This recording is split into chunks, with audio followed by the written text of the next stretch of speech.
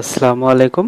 এখন আমি প্যাথোলজি আলোচনা করব। প্যাথোলজির মধ্যে জেনারেল প্যাথোলজি আলোচনা করব। তো জেনারেল প্যাথোলজির মধ্যে যেটা অ্যাডাপ্টেশন, আমি ওটা দিয়ে শুরু করব। অ্যাডাপ্টেশনের যে হাইপারট্রফি, আমি ওটা এখন আলোচনা করব। অন স্ক্রিনে আমি পুরোটাই আলোচনা করব। তো চলে যাই অন স্ক্রিনে।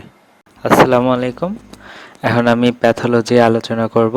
তো প্যাথোলজির শুরুতেই আমি জেনারেল প্যাথোলজি আলোচনা করব। তো জেনারেল প্যাথোলজির মধ্যে প্রথমে আমি অ্যাডাপ্টেশন আলোচনা করব। তো আমার এই ভিডিওতে শুধু অ্যাডাপ্টেশনের হাইপারট্রফিটা থাকবে। তো হাইপারট্রফি আলোচনা করার আগে ইন্ট্রোডাকশন টু প্যাথোলজি আমি কিছু কথা বলবো। তো অ্যাকচুয়ালি হোয়াট ইজ প্যাথোলজি?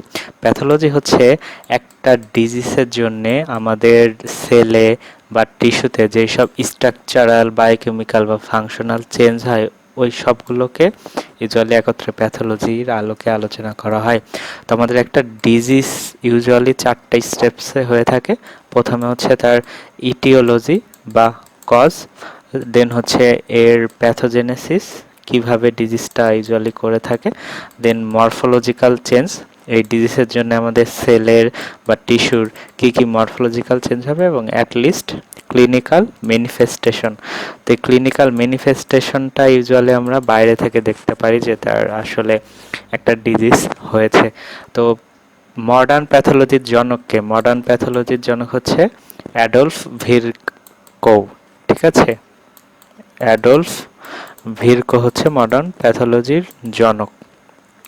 তো এরপর চলে আসি অ্যাডাপ্টেশন। তো হোয়াট ইজ অ্যাডাপ্টেশন? অ্যাডাপ্টেশনসের একটা নিউয়ার ডেফিনেশন আছে, সেটা হচ্ছে adaptations are reversible functional and structural responses to more severe physiological stress or some pathological stimuli during which new but altered steady state is achieved, allowing the cell to survive and continue to function. এটা হচ্ছে new definition. এছাড়া আগের একটা old definition আছে, ওটা বললেও হবে। যেমন adaptations are reversible change in the size, number, phenotype, metabolic activity আর function of cell in response to change in their environments. তো একটা এনভায়রনমেন্টসের চেঞ্জ হলে একটা সেলের নাম্বার, তার সাইজ এবং তার যে ফেনোটাইপ বা ফাংশন, মেটাবলিক অ্যাক্টিভিটি সব কিছুই চেঞ্জ হতে পারে, বাট সেটা অলওয়েজ রিভার্সেবল। ওই রিভার্সেবল চেঞ্জটা হচ্ছে অ্যাডাপ্টেশন। তো যখন এই সেলটা এই রিভার্সেবল চেঞ্জটা ইউজুয়ালি নিতে পারবে না, মানে একটা সব কিছুরই একটা লিমিট থাকে, তাই না? তো একটা সেল হচ্ছে একটা লিমিটের মধ্যে অ্যাডাপ্টেশনের রেসপন্সটা নিয়ে থাকে। যখন এই লিমিটটার অতিরিক্ত রেসপন্স হয়ে থাকে, তখন ওইটা ইরিভার্সেবল পর্যায়ে চলে যায় এবং সেখান থেকে ইরিভার্সেবল ইনজুরি হয়। তো ইরিভার্সেবল ইনজুরি থেকে আলটিমেটলি সেল ডেড হয়ে যাইতে পারে। তো অ্যাডাপ্টেশনের টাইপস, অ্যাডাপ্টেশনসের টাইপস ইউজুয়ালি এটা 4 টাইপস। তো প্রথমেই হচ্ছে অ্যাট্রফি, সেকেন্ড হচ্ছে হাইপারট্রফি, থার্ড হচ্ছে হাইপারপ্লাসিয়া, আর ফোর্থ হচ্ছে মেটাপ্লাসিয়া। তো প্রথমেই চলে আসি atrophy. What is atrophy? Atrophy হচ্ছে একটা বড় সেল ইউজুয়ালি ছোট হয়ে যায়, এটা অ্যাট্রফি। ঠিক আছে, তো একটা বড় সেল যদি ছোট হয়ে যায়, তাহলে অর্গানের সাইজটাও তো ছোট হয়ে যাবে, কারণ একটা অর্গানে তো অনেকগুলো সেল থাকে বা একটা টিস্যুতে অনেকগুলো সেল থাকে। তো atrophy is the reduce in the size, number or metabolic activity of a cell. ঠিক আছে, দেন আসি হাইপারট্রফি। হাইপারট্রফিতে ইউজুয়ালি একটা ছোট ছোট সেল অনেক বড় হয়ে যাবে। ঠিক আছে, একটা ছোট সেল অনেক বড় হয়ে যায়। তো এটাই শুধুমাত্র সাইজে বড় হয়, নাম্বারে না কিন্তু। যেমন অ্যাট্রফি, অ্যাট্রফিতে ইউজুয়ালি সাইজে ছোট হচ্ছিল বা নাম্বারেও কিন্তু ছোট হয়ে যায়। যেমন একটা, দুইটা, তিনটা, চারটা সেলগুলো থেকে একটা সেল হতে পারে। অ্যাট্রফিতে সাইজেও ছোট হয়, নাম্বারেও ছোট হয়, বাট হাইপারট্রফিতে অলওয়েজ বড় হয় সাইজে, নট ইন নাম্বার। তো যখন একটা সেল সাইজে বড় হয়, তখন সেই অর্গান বা টিস্যুটাও বড় হয়ে যাবে। তো এবার আসি হচ্ছে হাইপারপ্লাসিয়া। হাইপারপ্লাসিয়া অলওয়েজ একটা সেল থেকে অনেকগুলো সেল হয়ে যায়। যেমন একটা সেল এখানে আছে, যদি তার কোনো স্টিমুলাস আসে, একটা সেল থেকে অনেকগুলা সেল হয়ে যায়, মানে এখানে নাম্বারে বাড়তেছে।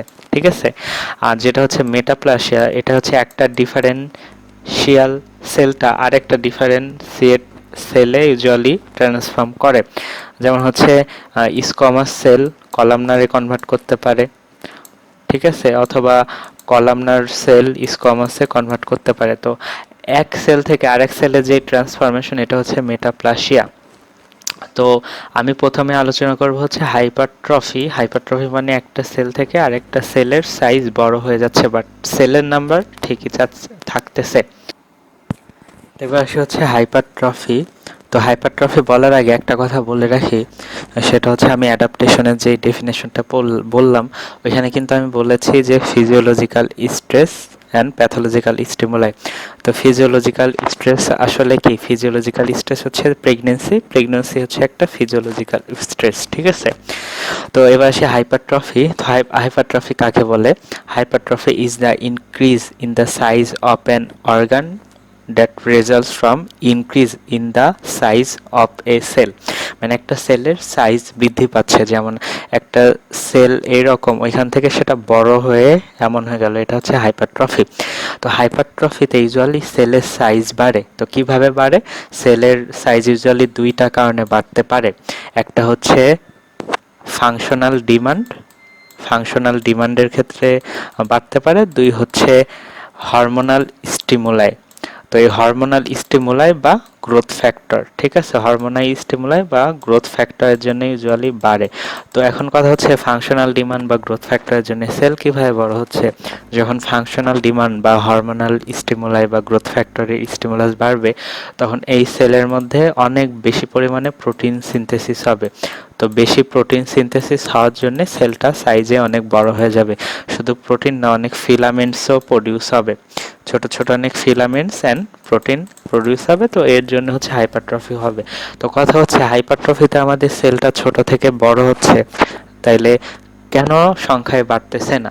তো হাইপারট্রফিতে ইউজুয়ালি সংখ্যায় বাড়ে না। কেন বাড়ে না? কারণ হাইপারট্রফি অলওয়েজ আমাদের পার্মানেন্ট সেলে হয়ে থাকে।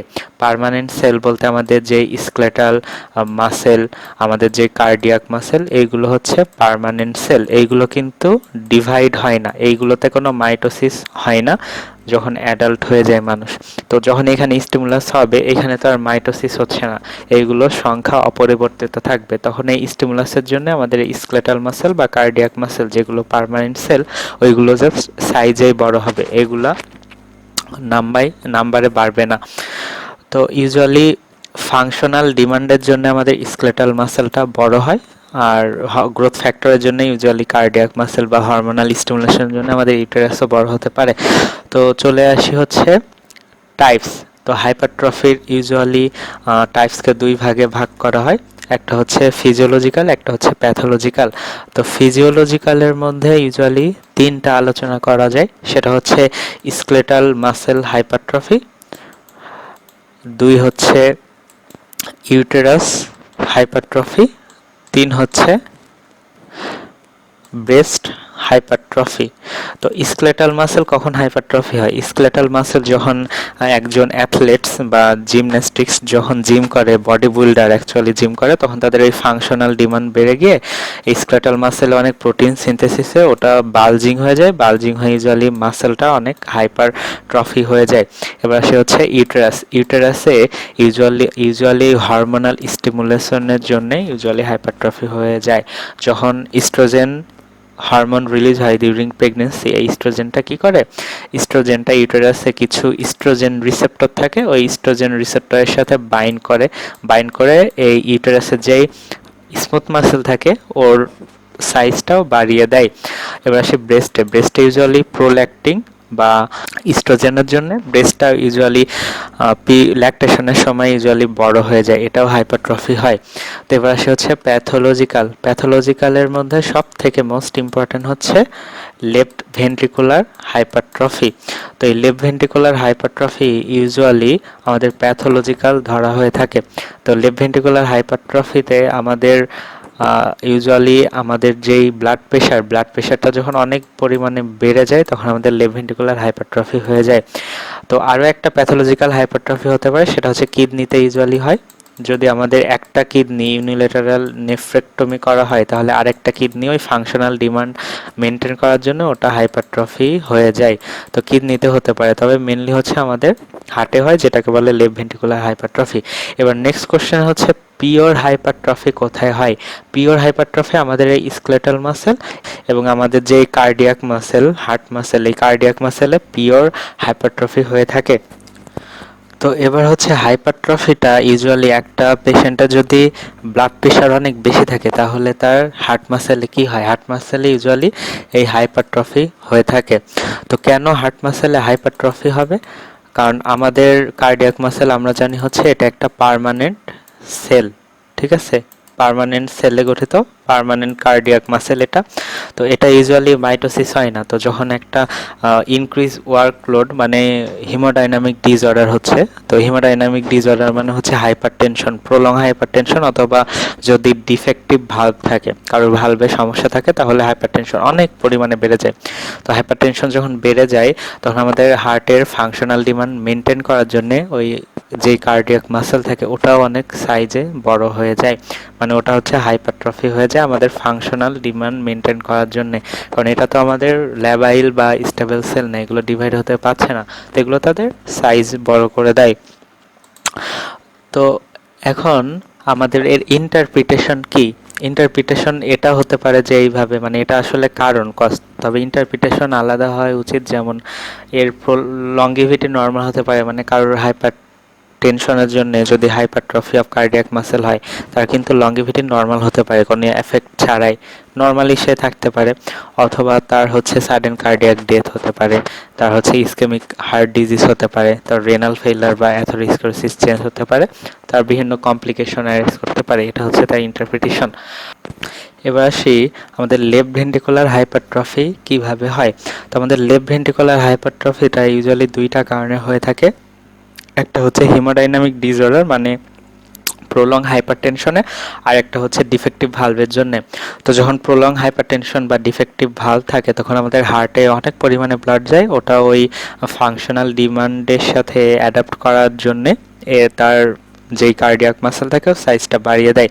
তো হিমোডাইনামিক ডিসঅর্ডার বা ভালভে যদি কোনো ডিফেক্ট থাকে তাহলে ইউজুয়ালি দুইটা সাবস্টেন্স বা দুইটা গ্রোথ ফ্যাক্টর রিলিজ হয়, মানে গ্রোথ ফ্যাক্টর না সাবস্টেন্সই বলা যায়। একটা হচ্ছে গ্রোথ ফ্যাক্টর রিলিজ হয়, একটা হচ্ছে কিছু অ্যাগোনিস্ট বা ভেসো অ্যাক্টিভ সাবস্টেন্স রিলিজ হয়। তো গ্রোথ ফ্যাক্টরের মধ্যে আছে হচ্ছে ইনসুলিন লাইক গ্রোথ ফ্যাক্টর 1, এখানে একটা দেখতে পাচ্ছি, আরও দুইটা রিলিজ হয়, সেটা হচ্ছে ফাইব্রোব্লাস্ট গ্রোথ ফ্যাক্টর এবং ট্রান্সফারমিন গ্রোথ ফ্যাক্টর বিটা। এছাড়াও কিছু ভেসো অ্যাক্টিভ সাবস্টেন্স রিলিজ হয় যেগুলো ইউজারি অ্যাগোনিস্ট, যেমন alpha adrenergic agonist, then angiotensin 2 and endothelin 1।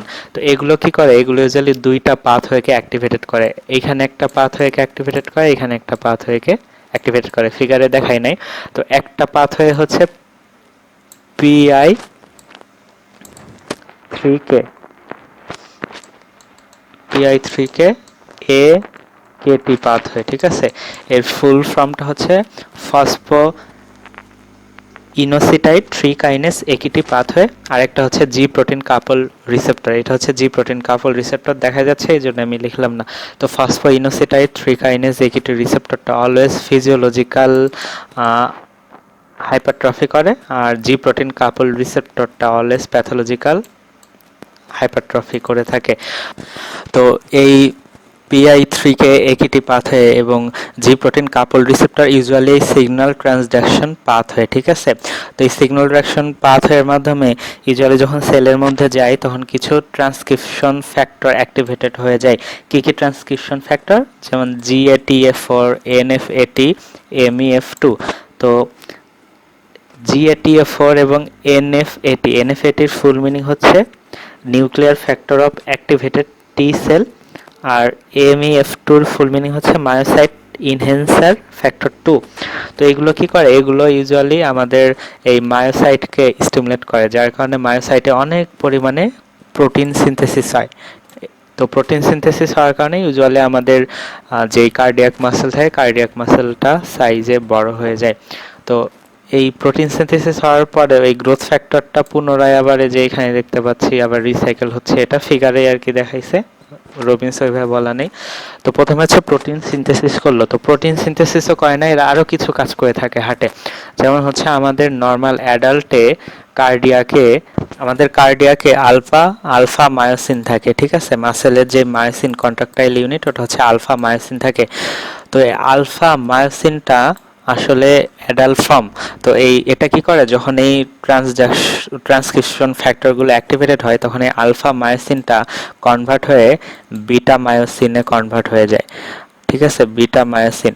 তো এই বিটা মায়োসিন ইউজুয়ালি ফিটাসদের থাকে। তো এই বিটা মায়োসিনটা কেন হয়, বিটা মায়োসিনের কাজ হচ্ছে, এটার কাজ হচ্ছে অনেক স্লো, বাট এটার এনার্জি অনেক বেশি, প্রচুর এনার্জি। তো যখন আলফা মায়োসিনটা বিটা মায়োসিনে কনভার্ট হয়ে যায় তখন এর এনার্জিটা অনেক বেড়ে যায়, এবং এটা স্লোলি কাজ করলেও তার এনার্জিটা কিন্তু অনেক বেশি পাচ্ছে। অপরদিকে এটা আর একটা ফ্যাক্টর রিলিজ করে, অ্যাট্রিয়াল নাট্রিউরেটিক ফ্যাক্টর। তো অ্যাট্রিয়াল নাট্রিউরেটিক ফ্যাক্টরটা ইউজুয়ালি ফিটাসে থাকে, এটা বড়দের থাকে না।